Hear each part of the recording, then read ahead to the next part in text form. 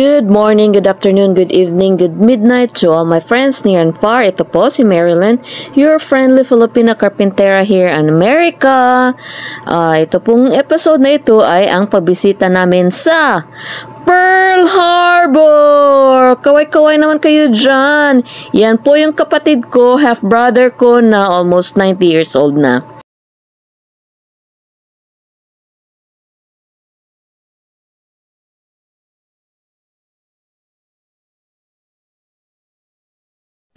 We are here at the United States Navy National Park Service Pacific Fleet Submarine Museum Battleship. Ooh, we are going to that Battleship Missouri. Awesome! Alright, at ngayon guys, ibibigay ko sa inyo ang history ng Pearl Harbor, kung paano nagsimula at nagwakas ang World War II. May alam ba kayo ng World War II guys?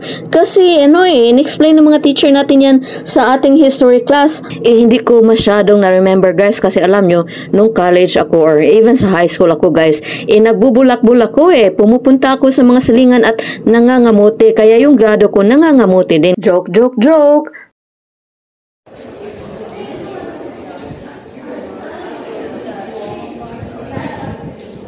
Alright people, ito po yung memorabilia na nakita namin doon sa Pearl Harbor. But before tayo mag-usap-usap sa mga gera at sa mga history ng Pearl Harbor at saka Pilipinas, ipakita ko muna sa inyo guys yung nangyari sa pagkabagsak ng aking pamangkin sa eroplano. Yan guys, nakatulog na ako kasi malayo yung mga seats namin. Tapos, ginising ako ng kapatid ko. Sabi niya, "Nang Marilyn, nagising-gising." Sabi ko, "Bakit? Nahulog si Ashanti?" Hindi ko malaman kung nahulog si Ashanti sa bangko ba ng aeroplano or kung saan. Tapos sabi ng kapatid ko, "Hindi, nag-collapse siya. Pumunta siyang CR. Tapos, nag-collapse siya. Nakita kong nahulog siya. Tapos, tinabang na siya talaga guys." So, pagdating ko doon, nasa sahig siya, malapit sa CR. Tapos, ang daming mga stewardess. Siguro mga more than 5 na stewardess yung nagre-report sila sa pilot, tapos nagre-report sila sa ground kasi guys, nasa 35,000 feet kami above sea level. So, lumilipad ba yung aeroplano? Buti na lang, mayroong EMT doon. Sabi ko sa EMT, "Sir, ano po yung nangyari sa kanya? What happened?" Tapos sabi niya, nag-collapse siya kasi dehydrated daw. Tapos sabi nung kapatid ko, siguro nag-collapse siya dahil sa kakatakbo kanina, tapos ang dami niyang dinadala ng mga luggage.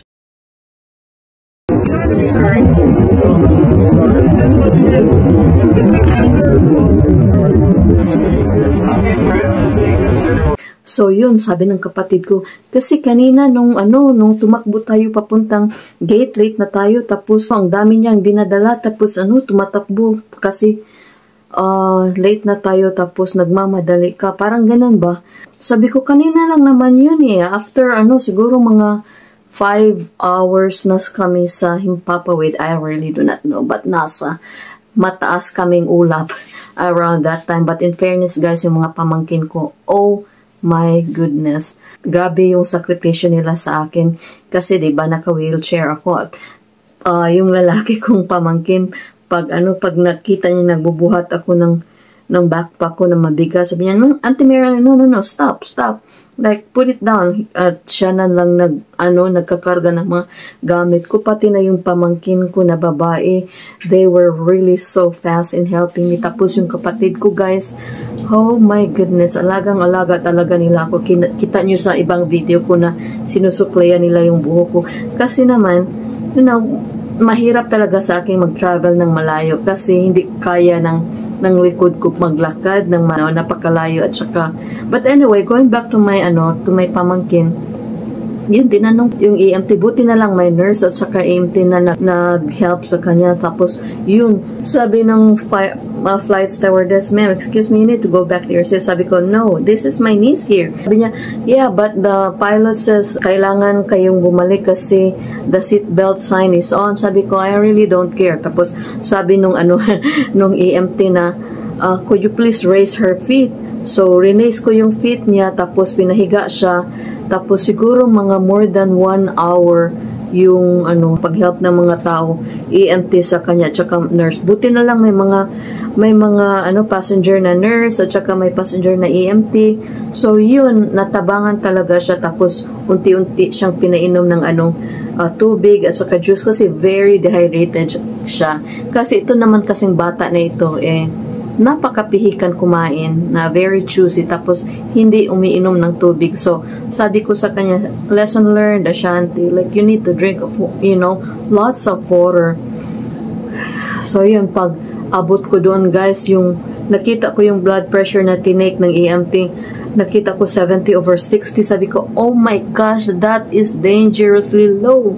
Sabi niya, it's okay man, because you know how is she related to you? I said, she's my niece. Sabi niya, she's very dehydrated. She will be fine. Painumin lang natin ng tubig. So, dahan-dahan painom ng tubig. Sabi ko, painumin ng tubig na marami. Sabi ng EMT na, wag mabigla yung system niya. Sabi niya, it's okay, she will be fine, pero hindi pwedeng biglain painumin ng tubig kasi kahit na dehydrated siya, pag bigla painom ng tubig, magka-cardiac arrest siya. So yun, tapos nagpapanik. Sabi ko, Ashanti, breathe. Tapos dami ng mga tao guys. Tapos sabi ng flight stewardess na, please everybody go back to your seats kasi may nakatingin na. Tapos ang dami talagang nag-help. Sabi ko, oh my gosh. Later on, yung kapatid ko umiyak na. Sabi ko, no, don't worry, she'll be fine. Kasi parang yun, sabi niya na, kasi siguro sa kaka-carry at saka sa kakatakbo namin kanina, ang pa kasi nila, ang malayo pa sila. Sabi ko, bilis na kayo, bilis. In fairness naman, nagkasakit yung kapatid ko, sumakit yung tiyan niya, nasusuka siya, so hindi talaga pwedeng pilitin. So ay, naku, very hectic talaga guys. But by God's grace, after almost 2 hours siguro, inaulian nabalik na yung blood pressure ng pamangkin ko. So, thank you Lord, okay na siya. What kind of boat we're going again? SS Arizona? USS Arizona. United States. Okay. What's your step? Social media for your business. For your safety, watch It's okay, just sit behind every row. Children life jackets are located in the middle for handicap seats.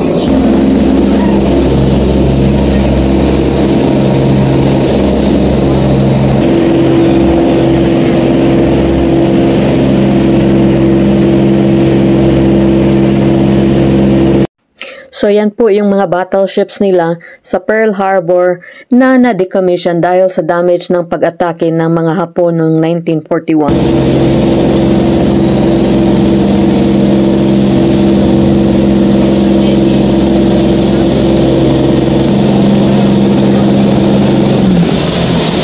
Okay, before ko ipakita sa inyo yung pinuntahan namin na USS Arizona, isa sa mga 19 ships na binumba ng Japan, tapos lumubog sa Pearl Harbor.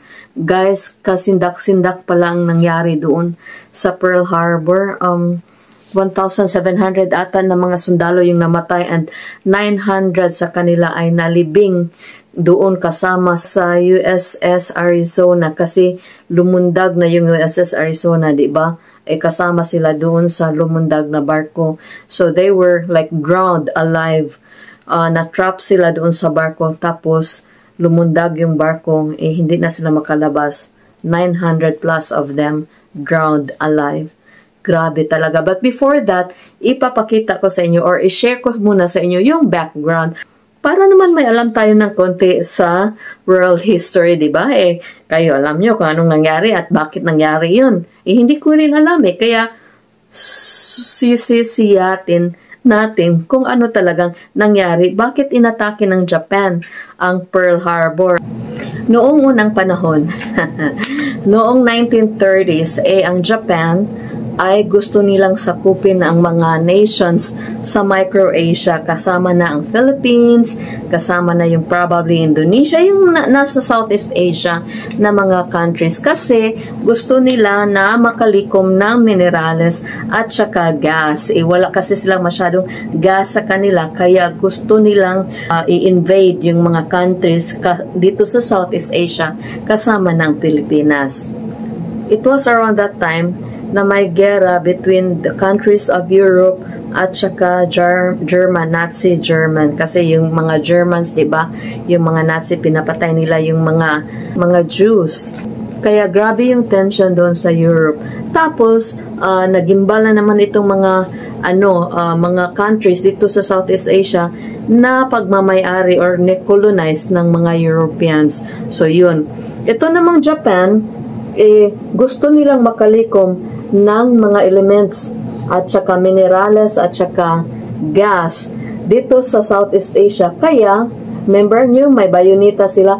Kaya, may plano sila na akupin ang mga countries dito sa Southeast Asia, kasama na dyan ang Pilipinas.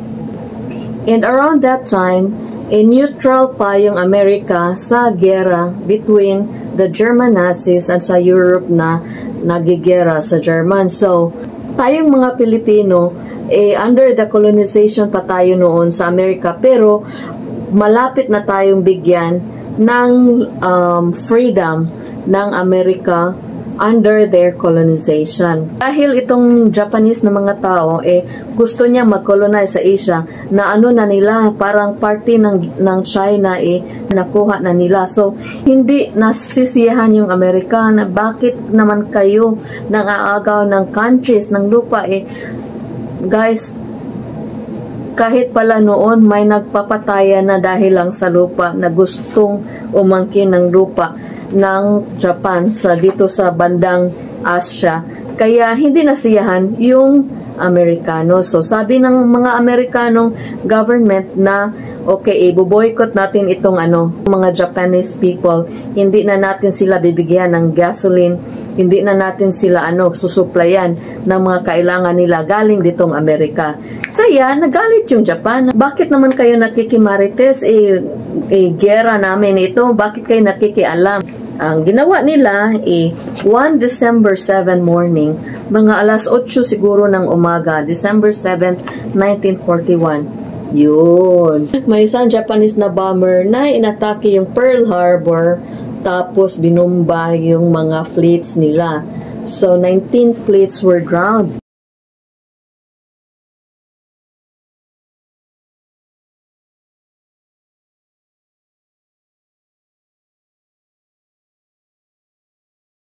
It was a surprise attack. Hindi akalain ng mga Amerikano na bubumbahin sila ng Japan.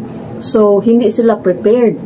Tapos, ang rason daw na bakit binumba ng Japan yung Pearl Harbor was because yun, hindi sila natutuwa sa ginawa ng Amerika na pag-boycott ng pagpadala nila ng mga gas doon sa Japan. At saka, gusto ng Japan, di ba, na akuin ang Pilipinas. So, kailangan nilang i-weaken yung military post ng Amerika, and one of the strongest posts ng Amerika dito sa Pacific is yung Pearl Harbor. So, they were thinking na pag inatake ang Pearl Harbor, ma-weaken na yung military ng Amerika. So, pwede na nilang atakihin ang Pilipinas at akuin ang Pilipinas. Ang Pilipinas is under the colonization of America, but around that time, bibigyan na ng kunting freedom yung Pilipinas para magiging isang republika na siya. Hindi na siya connected sa Amerika. Gusto ng Japan na akuin yung i-conquer yung Pilipinas. So, yun ang nangyari. Binumba nila itong Pearl Harbor para ma-weaken yung military, para pagpunta nilang Pilipinas, weekend na yung military nila dito sa Pearl Harbor, wala nang makakadepensa sa Philippines, di ba? So, yun. 10 hours after binumba nila yung Pearl Harbor, pumunta na sila sa Pilipinas. Ang Pilipinas na naman yung binumba nila. So, 10 hours after, binumba ng Japan ang Pilipinas. Guys, may kwento ako sa iyo. Around that time, yung mga kapatid ko nasa military na, di ba? Tapos yung mama nila, buhay pa yung mama nila. Kala ng mama nila na yung parang 3 or 4 na anak nila nasa military. Akala ng mama nila na yung 4 na mga anak nila ay nasa Pearl Harbor kasi nakita nila sumabog yung bahay nila malapit sa Pearl Harbor kaya kita nila yung mga sumabog, grabe talaga yung mga sumabog na mga bombs ba So, yung mama nila, guys, 4 na anak, yung anak niya military, para siyang nababaliw, para siyang nag-nervous breakdown, guys. At I think it was because of that incident. Kala niya lahat ng mga anak niya ay nabumba na sa Pearl Harbor. So, yun. Inatake na ng Japan ang Pilipinas. Itong Amerika, hindi na maka-defense sa Pilipinas kasi mayroon silang kanilang sariling crisis in the military, right? Bago-bago lang nilang nabomba sa Pearl Harbor. So yun, 10 hours after Pearl Harbor, inatake yung Pilipinas and walang kadefensa-defensa yung mga tao sa Pilipinas. Around that time, mayroon pang mga military na Amerikano dyan sa atin. Kaya together with the Philippine military and the American military, they fought. Nag-connive sila tapos linabanan nila yung mga Hapon na nag-invade sa Philippines. Tapos after a while, ilang buwan, guys, nag-surrender na, 'di ba, si MacArthur. Nag-surrender si MacArthur, sabi niya, I shall return. Umalis ang Pilipinas, iniwan niya yung mga trupa niya, tapos pumunta siya sa Australia. Tapos yun, ang mga Amerikano na sundalo at saka mga Pinoy na sundalo tumakbo at pumuntang Corregidor Island at saka Bataan. O, diba? Nasa yung Philippine history natin yan? Na-remember nyo ba yan? O nagbubulakbol din kayo katulad ko? So yun, tumakbo sila papuntang Corregidor Island.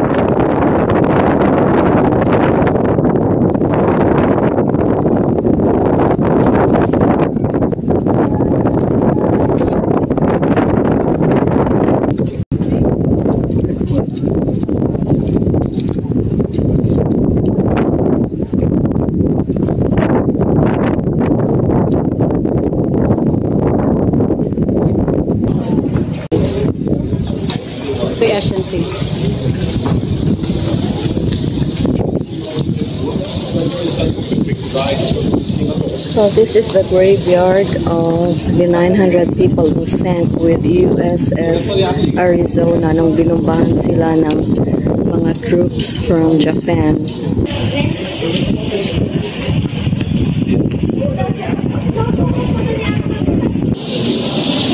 So ito din po yung another part of the ship.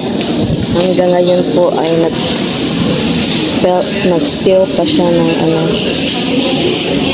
oil from the ship. So may mga tao dyan sa ilalim, 900 people na nalunod kasama yung barko.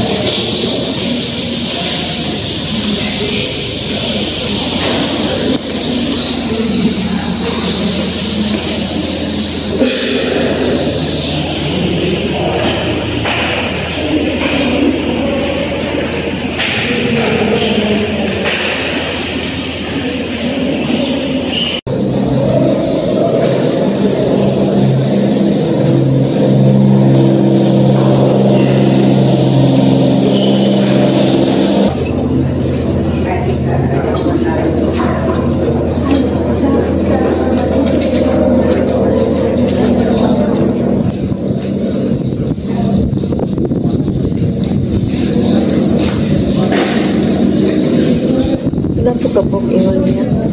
900? 900 ang nalunod. So,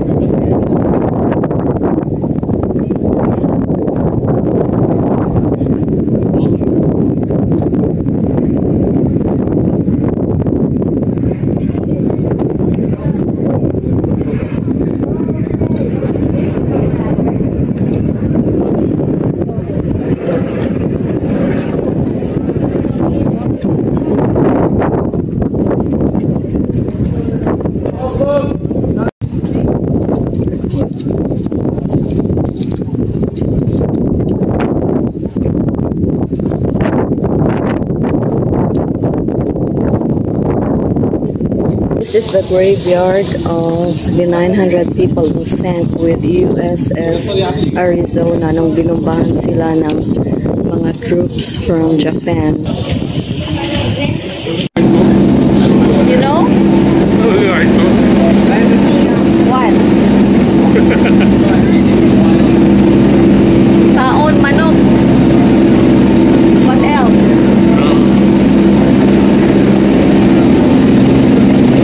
Okay, McDonald's. Huh? McDonald's. McDonald's? That's not Visayan. How about inom tubig? Inom tubig. Tubig. No. I think better go eat Chinese food. Chinese? Wherever you want.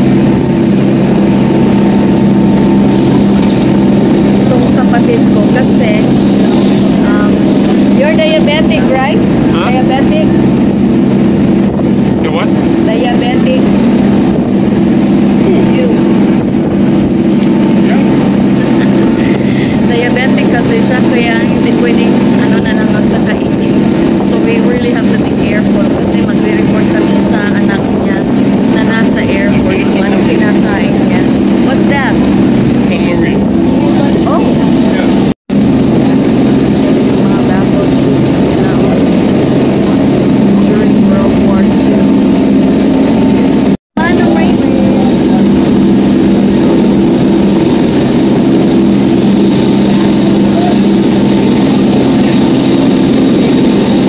We're going to eat.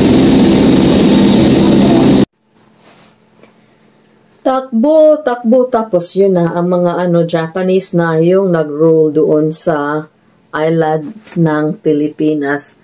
Ewan ko kung may viewers tayo na buhay pa hanggang ngayon na naka-experience doon sa pag-invade ng mga Japanese sa Pilipinas. Pero guys, grabe daw ang sabi ng mama ko, may bombing daw sa Negros, tapos sila hating gabi umaalis sila kasi yung mama ko was around 4 years old at that time. Alis sila ng hating gabi kasi nakarinig na silang aeroplano, tago tayo. Tapos doon sa Kahagunuyan, yun tago sila. Tapos may mga mga langgam kinakagat sila kasi hating gabi. Walang buwan, sungit-ngit talaga, napakadilim. Tapos sila, cover sila doon, tago sila sa mga Kahagunuyan. Tapos yun pala pagka kinapkap nila yung ano, ito na, safe na tayo dito na tayong matulog. Nako, kinaumagahan, hindi nila alam, nasa ano pala sila, nasa daan pala sila nakatulog.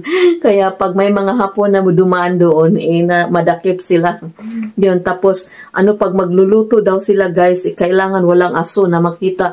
Kasi yung mga aeroplano ng mga hapon, bumabaybay ba, yung nag-surveillance ba, nag-survey doon sa kanilang lugar. So, grabe talaga yung na-experience ng mga tao doon. Tapos, na-remember niyo ba yung mga story ng mga ancestors natin na during that time, yung mga bata na bagong Filipino na mga bata na bagong panganak, binabayonita nila. The infants, the newborn babies, i-throw nila sa air, tapos sasaluin ng bayonita. Like, how horrible was it? How could they do that to innocent children? Tapos, syempre, yung Amerika hindi na makasupport sa Pilipinas, naiwan na yung ibang mga sundalo nila doon, tapos pinamarcha sila remember, March of Death sa Bataan, na pinamarcha yung mga Pilipino at saka Amerikanong mga sundalo, tapos isa-isang pinapatay. Grabe talaga yung ginawa ng mga Japanese doon sa ating bansa at saka sa mga Americans na tumutulong sa atin. So, after 4 or 5 years, hindi na talaga nakatiis yung mga Amerikano. Kahit peace treaty na ginawa nila with Japan, hindi talaga, matigas talaga yung ang ulo ng Japan. So, walang choice yung mga Amerikano, kundi we have to stop this. So, isang araw ng August, may pinalipad silang aeroplano. Tapos, binumbahan nila yung Hiroshima. Sinabi na, surrender kayo. Tapos, binumbahan nila yung Hiroshima. Thousands of people died. Probably 80,000 of people na inosenteng mga Hapon ang namatay. Nagmamatigas pa rin yung government ng Japan. Ayaw pa rin nila talagang mag-surrender. So, 3 days after, yun na naman, binumbahan na naman the very first nuclear bomb na ginamit and the very last. Kaya after doon, estimated na up to 220,000 people died. Yung ganun. So, yun yung napala nila. Yung mga innocent civilians sila, ang dami-daming namamatay. 2,000 plus yung namatay dito sa Pearl Harbor, tapos hundreds siguro sa Pilipinas, hindi na makount. Pero after 5 years or 4 years to 5 years, hindi na talaga makaya ng mga Amerikano. Kaya kailangan na nilang mag-take ng action. Buti pa buti at nakaabot pa sila ng 4 years or 5 years, before nag-retaliate yung mga Amerikano. Pero pag-retaliate ng mga Amerikano, guys, 200,000 innocent Japanese people died. Guys, yan po yung resulta pag ang tao ay napaka-swapang. Yun bang very greedy na gusto niyang akuin yung mga, kahit sa mga diba, sa family, mga kapatid ay nagpapatayan dahil lang sa, sa lupa na inherit nila sa kanilang mga ancestors, nagpapatayan sila. Ganun pala talaga noon kahit na Japan at saka diba, na gustong akuin ng Pilipinas. Ngayon, meron na tayo China na naman yung mag-aako sa Pilipinas. Ang talagang hakog or greed yung resulta ng pagkamatay ng mga inosente na mga tao. So anyway, yung USS Arizona na isa sa mga 19 ships na binumba ng Japan at 1,700 plus ang namatay that very day. Tapos 900 of those 1,700 ay lumubog na buhay kasama yung USS Arizona. His name was Richard Fisk. He was born in 1922 in Boston, Massachusetts, and in 1940 he would enlist with the Marines and be assigned to the USS West Virginia, where he would be stationed as a bugler on December 7, 1941. When his ship was struck by 9 torpedoes and 2 dive bombers. He was up in the navigation tower, which means he was close enough to those planes to see the faces of the pilots as they released their bombs.